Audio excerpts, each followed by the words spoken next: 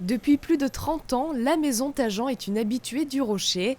Après être devenue l'une des grandes références dans les arts décoratifs, l'art contemporain et les tableaux, la société s'est tournée vers la haute horlogerie et la vente de montres. Cette année, tous les regards étaient braqués sur la traditionnelle collection de bijoux.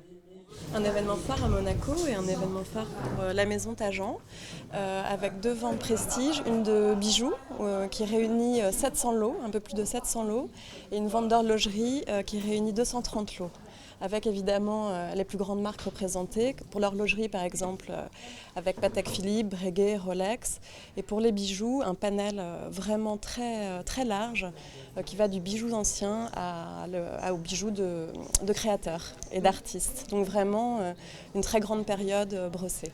Une vente aux enchères de bijoux pimentée par une pièce maîtresse, un rubis birman. C'est en effet au nord-est de la Birmanie que se trouve l'un des plus grands gisements. Avec son poids de plus de 8 carats, cette variété rouge de la famille minérale corindon a attiré toutes les convoitises.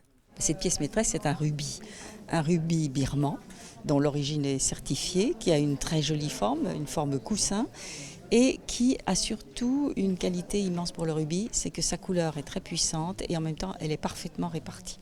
Pour les amoureux d'art moderne et contemporain, la Maison Tajan a misé sur une sélection de tableaux et sculptures d'exception. On présente ici 80 tableaux et œuvres de design, objets, sculptures. Donc on a tout un panel assez varié qui va de la sculpture. On passe aussi avec certains meubles, des tables et des tableaux beaucoup plus monumentaux type celui-ci pour un ensemble, je vous dis, de 80 pièces allant de 3 000 à 200 000 euros.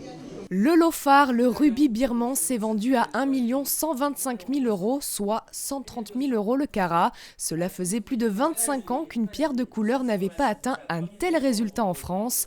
La vente estivale a rencontré un immense succès avec un résultat total de 6 millions d'euros, les bijoux ayant totalisé 4 400 000 euros.